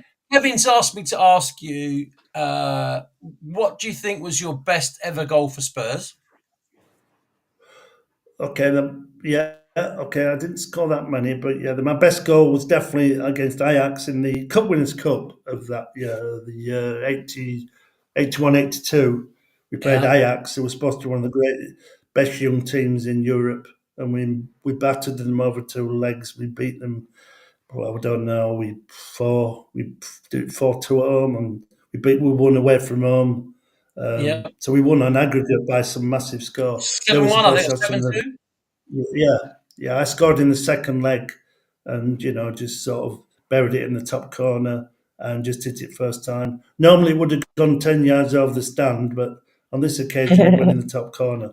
Well, according to Yeah, some of the other so lads, it would have gone so a that, lot that was further the than one. 10 yards, though. That's my favourite because Favourite goal. it's playing against the team. Do you, do you think your best assist was the FA Cup final? Well, it takes some beating, doesn't it? Not that I did really a great deal to score the goal, but you could argue that somebody had to give the ball to Ricky. There's your And in answer. the modern day football, it goes down as an assist. Those Yeah. are the facts. So going Yeah, through that, you've obviously, and I'm not just saying it because we're friends, I'm saying it because for me, it's the truth. I always felt that you gave 100% to Spurs. You opened the game up because you played yeah, wide left, and most of the others couldn't kick with their left foot, as we've had that discussion. Um, you always had pace, bravery, good in the air, and you were very committed. And of course, some of the tackles that we used to go in those days, as we know, were pretty X-rated. yeah, Um, and I know yeah, you were quick at hurdling a lot of those things, but some of them were pretty rough. But you've yeah, established yourself in the Spurs team. You've become a mainstay of the team alongside Glenn and Ozzy, and the team. You're going to be on the team sheet, and we're all expecting you to play. Republic of Ireland comes along, knocking on your door. and you've obviously got a very heavy Irish accent, as Tim was noticed. How did that come about? Came about because my granddad was Irish, was born in Limerick, and Chris Hewton told me that the manager, it was Owen Hand in those days. It was pre Jack Charlton, looking at other players to see if they could qualify for the Republic of Ireland. And I said, well, my granddad was Irish. You know, I don't think I'm going to be playing for England, so you can pass that message on. And it took a very long time. They had to find the birthplace of my granddad. You would have thought it'd be quite straightforward, but being the Republic of Ireland, the record keeping wasn't very good, and it took a long time to get the evidence together because you had to physically get an Irish passport to qualify in those days. And Oh, did you? so that's what happened. Yeah, you had to trade your passport in. You had to. You couldn't Have you still got an have Irish two passports. passport? So for a period, I only had my Irish passport. Oh, Oh, now is this? Oh no! He's back. He's back. He's back. Hello. Hello, you're back. So you got an Irish passport today, or you've only got an English one now? Oh no, I've got an English passport. Yeah, a British passport. So British there's no such thing as an English passport, is there? No, British passport. British passport. Yeah. No. No. You just had to. You could decide what to do, but obviously some of the Irish lads, the lads who were born there, obviously had an Irish passport. No. But He's got a rubbish signal where he lives. I need to let you know. Your signal's a bit iffy, Tone. Sure, you're qualified. Gone again. So, Ireland, you get to play in a World Cup. Is that because we've... No, it's because of where you live. You get to play in a World Cup. How was that You experience? need to hurry up. Pardon? How was your World Cup experience? Hello? Yeah? Pardon? How was your World Cup Well, experience? I didn't actually go to the World Cup because I was injured. Yeah, I played in some World Cup qualifying, but I didn't play in the World Cup because I got injured. That was right at the end of my international career. I played in the Euros, the one that Sorry, England, the Euros. How was that about for to an embark experience? on. Yeah, that was amazing because Republic of Ireland obviously hadn't achieved a great deal, but we had a very good squad at the time. And in those days, there were only 8 teams in it. So, it was a fantastic achievement for Ireland to be in the top 8 in Europe. We were playing against, the best teams. There was England, Soviet Union, Netherlands, West Germany, Italy, I think Spain, and obviously West Germany as was. So they were the top 8, probably some of the best teams in the world. And obviously the first game we beat England 1-0, which was a bit of a turn up for the Bucks. Didn't go down well with the English supporters, but there you are. Went down very well with the Irish supporters. A lot of them say that this day of their life, the Irish supporters. So you've got managers that have managed you for 15 years because you turned pro, 78? 78, yeah. And you retired as a professional footballer in... Yeah, about 91, about 1990. Yeah, about 90. Yeah. So remember, obviously, I'm old. I'm coming to football as an old man, really. Yeah. I'm 22, yeah. So, you're 13 years as a pro. You've played under some fantastic managers. Yeah. Who was your favourite? Well, my favourite manager obviously would be Keith Birkinshaw because obviously he's the one who gave him a chance. He's the one who signed me. He's the one who used to pick me. I had a good relationship with him. If he wanted to bollock me, he would do. If he wanted to be nice to me, he wasn't very nice much of the time because he wasn't as a Yorkshireman and he very rarely praised you. Yeah. The thing about Yorkshiremen is that they get each other. They understand that too much praise isn't a good thing. So keep him on the toes. Yeah. He has told me that you're his best signing ever. I have to tell you that. Well, I mean, $5,000 wasn't bad, I suppose. $5,000, and there's supposed to be another $5,000 maybe later on. But Bill Nicholson was very similar. He didn't go around giving people a lot of praise. Steve Perrin would always say that if you got praise from Bill, you'd be a bit worried. There'd be some reason for it. Made you feel an edge. Made you feel an edge. So they preferred it when he would just say, "Oh, you could do a bit better, or you could do this." But it's a bit of a Yorkshire thing. They don't give praise easily. But I, obviously, Jack playing under Jack Charlton was magnificent because Jack was an excellent international manager because he didn't really want to be day to day involved in the training. He didn't like all that drudgery. He liked to be in and around the games. He liked to play in a certain way, and he was certainly totally different to Keith, and he had a different way of playing, and he had a different way of dealing with people. He was he was a tough disciplinarian, a man you never crossed, but he was a bloke who everybody respected. is it true that he couldn't Um, remember anyone's name? no, he wasn't very good at remembering people's names. A few times he called me Chris because he was at Leeds when my brother was there as an apprentice. So he called me Chris a few times, and but I mean that was nothing to what with other people. He didn't have a clue who they were, the names. He just you over there used to call you, and you know, and the lads used to laugh.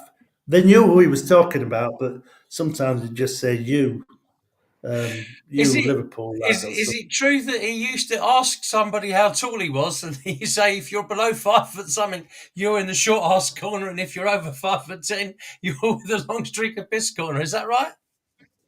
No, I haven't come across that. I don't remember that him ever being. Um, where have you heard that? I've not heard that one. Chrissy I Waddle mean, said something like that for Newcastle when he was at Chrissy Newcastle. obviously knew him from Newcastle, and Chrissy would know him well. But he never came across like that as a. Remember, he was an international manager. We had some very good players. We had a lot of Yeah. Liverpool, Man United, Arsenal players. We had good players that were come from the top clubs in the country. Unlike now, where unfortunately the players and most of them are playing in the Championship.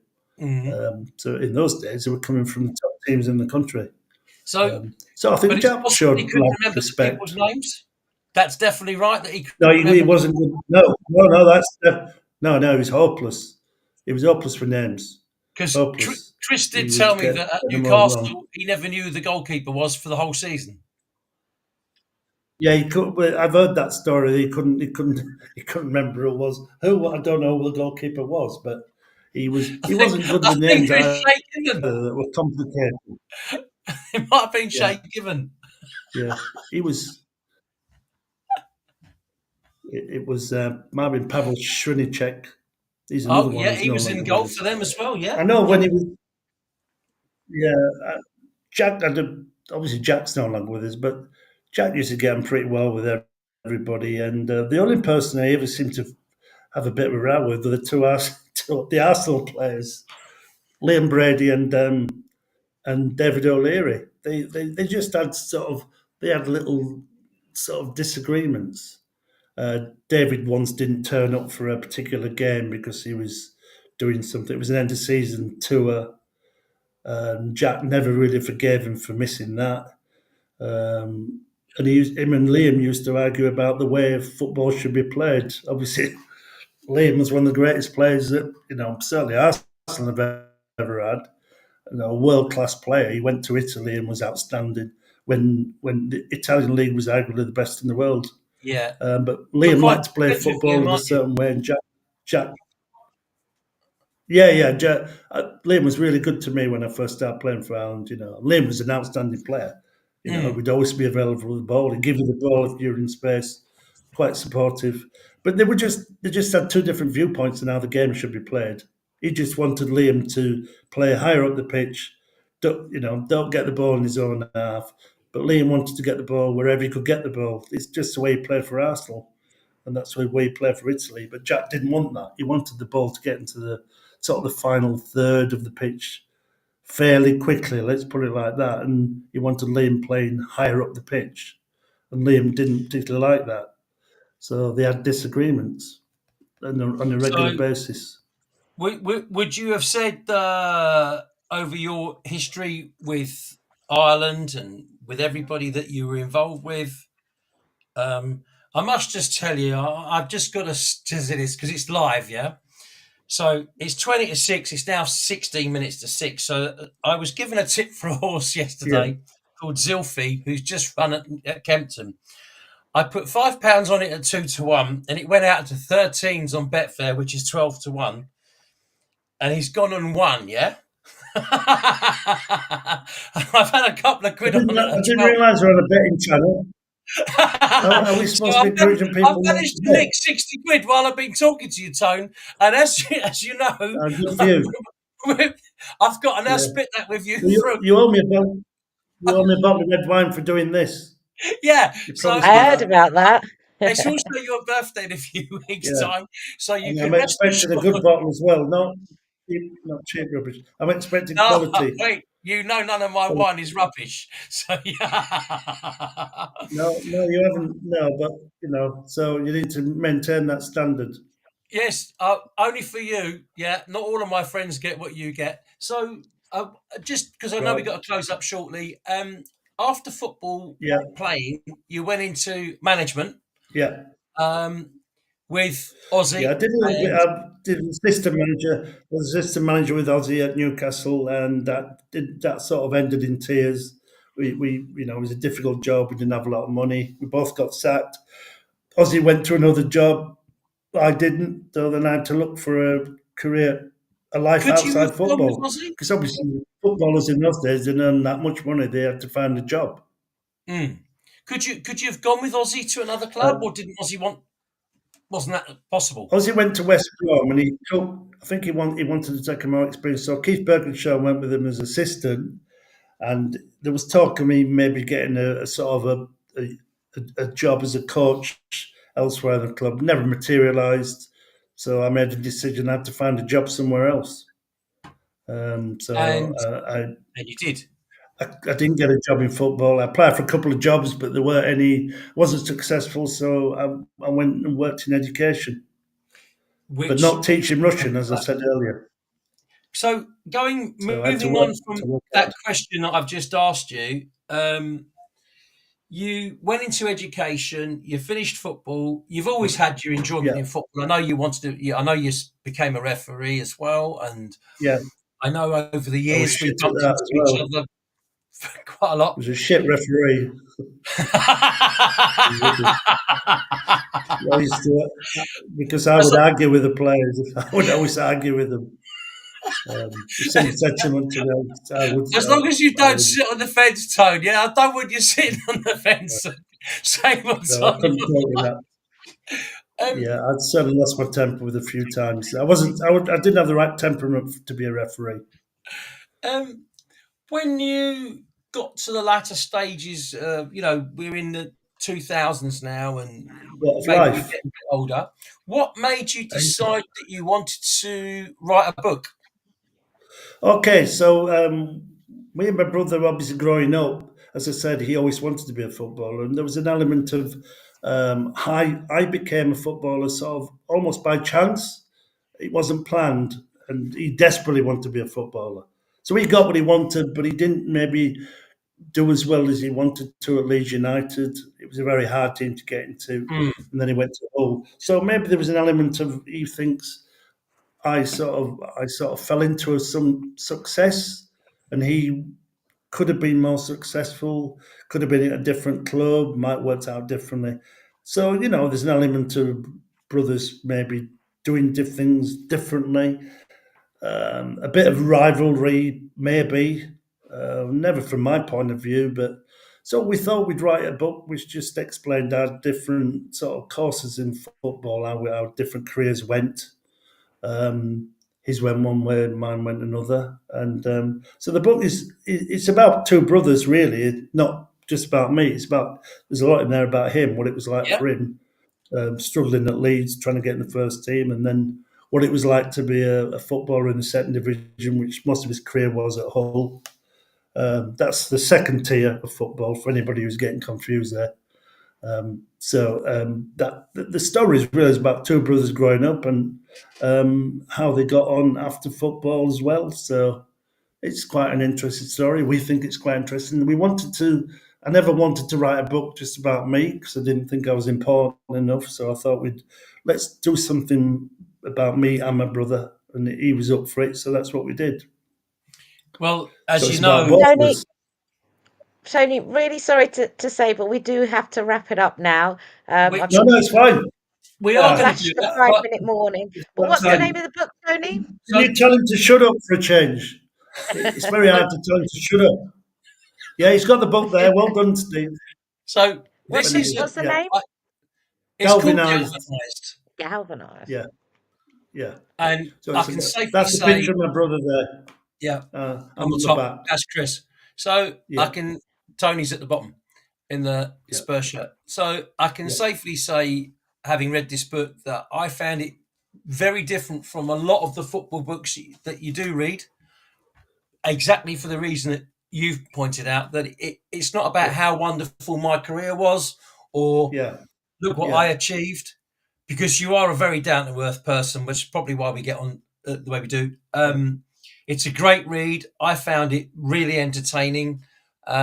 It's available at all good bookshops, or for anybody who's watching this that wants a copy, you'll need to Amazon. just message me, and then Tony will sort it out with me when we're in the pub next Yeah, week. yeah. You'll be fine. Yeah. Okay, we'll get the books to you. Yeah, no We'll problem. sort it. Okay. Just Tony, before we go, massive thank you for for No, coming you're on the welcome, show. Tanya. Yeah, yeah. Good I'd luck next really love to season have as you well. back again at some point as Yeah. well. absolute And Is legend. it? do Yeah. some more, Good. absolutely, do Good some more next season reminiscing. to Arsenal, of course. Yeah. Yeah, we'll get there A bit one day, unlucky. right? We'll get there one day. Yeah, they were a bit unlucky this season. I have to say, very unlucky. Yeah, but you're going to be Very watching the unlucky. Euros. Yeah.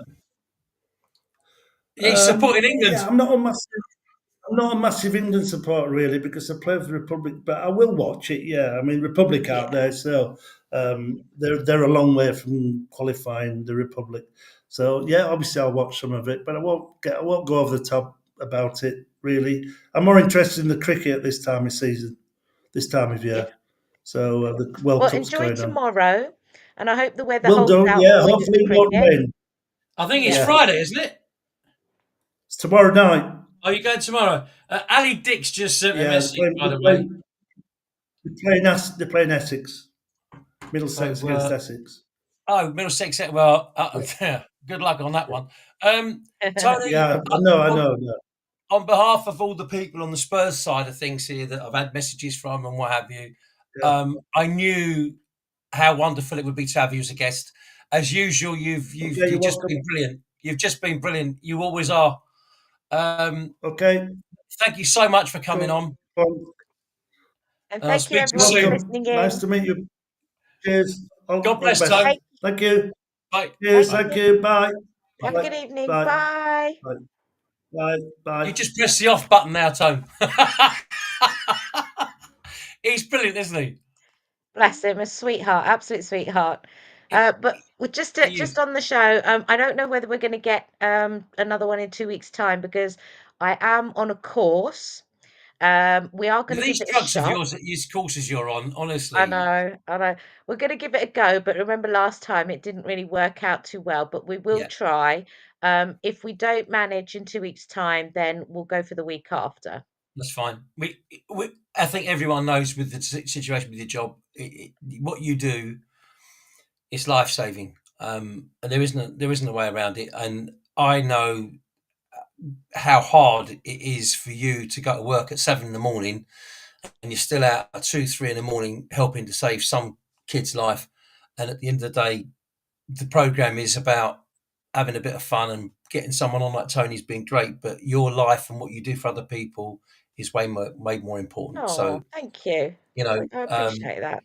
I also know that you've got a birthday coming up in a few weeks' time. In fact, you're 3 days after Tony.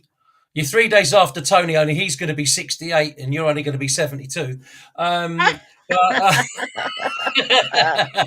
I feel like it sometimes. But I just want to say, really, I think anyone who's been watching this evening has probably had a massive insight to what Tony's feelings were. I wanted to get his feelings out because lot of people go, well, I played at Wembley, and I mean, I've been to Wembley, I've walked across the pitch, and it's a fantastic experience in the old days with the old stadium. But to play in front of 100,000 people, wow. You know, to do it Absolutely. 3 or 4 times, he did it 5 or 6 times in the space of about 18 months. You know, Spurs were Yeah. going to Wembley, it was a regular occurrence, 81 Mm. twice, then they had the Charity Shield the year after, 2 FA Cups again, the League Cup. You know, when you go in 6, 7 times in a space that you think it's everyday occurrence, Yeah. and now we don't Yeah. go at all. So, you know, You will. yeah, oh, of course. But next season we win something. But brilliant to get him on, and he is fantastic. He's And he's just a nice cost me a man. very expensive bottle of wine, and I don't mind now because he's cost us just one. So And he's not I've come forgotten, home he's with holding you nothing. to it. Oh, he will do. Because he comes to my house, so he's going to know where the wine rack is. Trust me. There you go. Right, So well, Steve, you have a we'll, great evening, yeah, you too, and we'll do and we whatever will, we can. Yeah, yeah, that's fine. in And a anyone few who's weeks' been time. listening, thank you for listening. And I hope you've learnt something and found a bit of fun listening to Tony, because he is a good guy. Yeah, and hopefully you'll come back on maybe later in the year. Yeah, well, Brooksy would be one. Obviously Mickey, but these are Spurs guys, and you might want to get somebody from another football club, but one or two I can ask. So we'll see. Okay, All appreciate right, that. not a Well, problem. have a good evening, everybody. Thank you for tuning. It was impromptu. It's not our normal day for broadcasting, but it was the best opportunity we had with Tony. So, and thank you, Steve, for sorting that out. That's fine. Might be a Okay, referee's one next time. it might be. It might well be. Yeah, I've got a That's couple the of end refs. of the show. We will All see. right. Enjoy the Euros, and we'll see you next time. Yeah, be good. Bye for now. Bye. Bye.